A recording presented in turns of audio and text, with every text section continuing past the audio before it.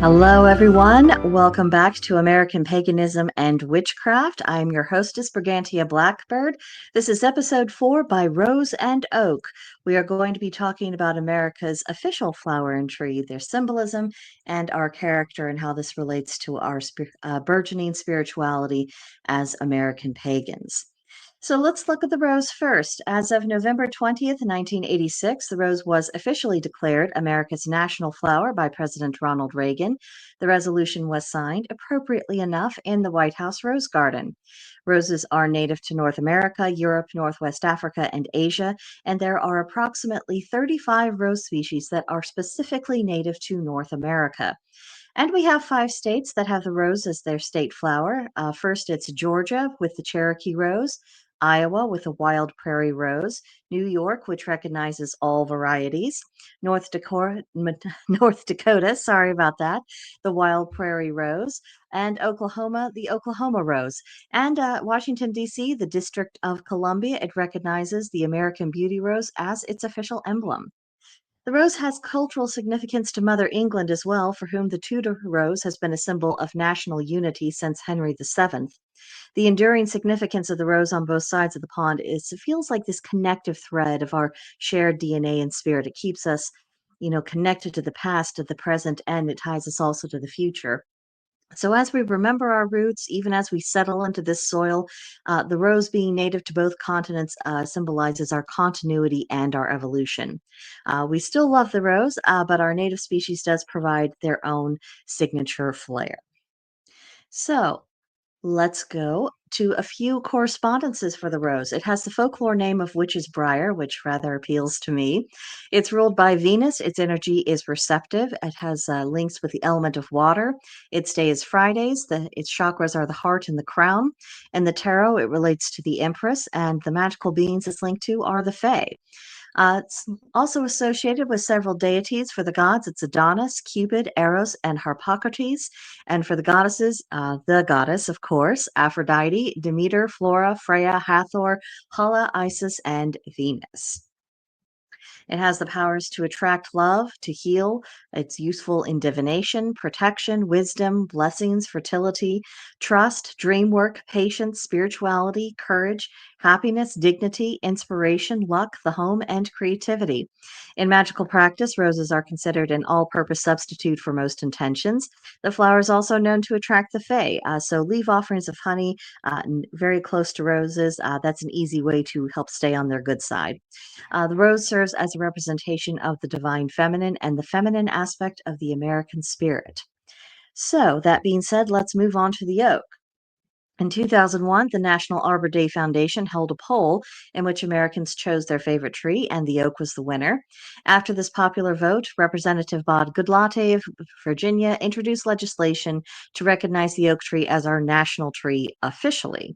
The bill actually passed and it was signed into law by President George W. Bush in 2004. There are 6 states that have declared the oak to be their state tree. First, we have Connecticut with the white oak, Georgia with the southern live oak, Illinois with the white oak, Iowa with the oak, specifically what's commonly referred to as the bur oak.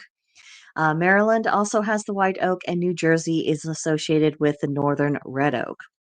Now, the oak tree is native to North America, Europe, and Asia.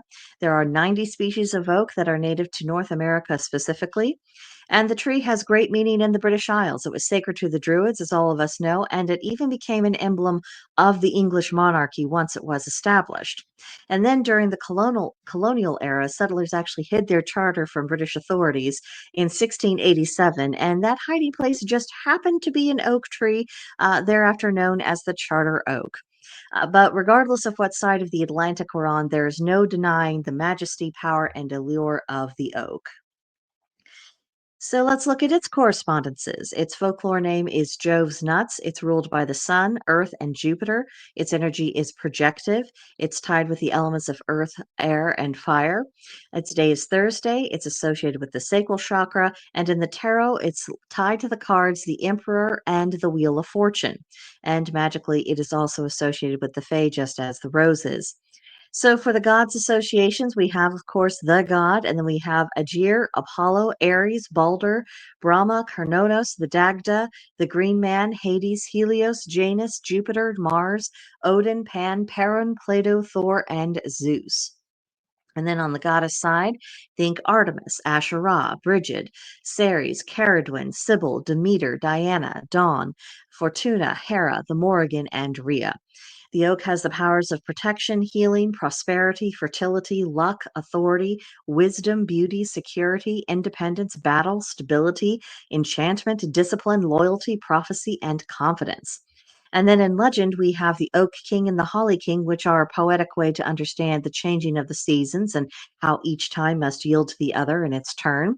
And of course, no sacred grove would be complete without a central oak of which, around which people could pay homage. The oak serves as a representation of the divine masculine and the masculine aspect of the American spirit. The rose and the oak are a beautiful union of the old world and the new, as well as the union between the masculine and the feminine, between wilderness and cultivation, between the elements of earth, air, fire, and water. It all comes together as one. These symbols are eternal and they have enduring, intuitive meaning for our civilization. And these plants have links to our ancient ancestors of Europe and they tie back to all of the pantheons that we are familiar with, and they can serve as a connective thread between all American pagans and witches. So, there you have it, everyone. Next time in episode 5, we will be going into the frontier spirit. We will look at the land, the archetypes, and the challenge of it all. This is also going to really relate to where we are standing in our own explorations of American paganism and witchcraft.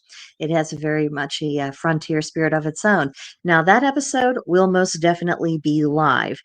This one, I'm actually running a bit short on time, so I'm having to do a lot of things in a hurry. So I didn't have time to really work in a live stream this month.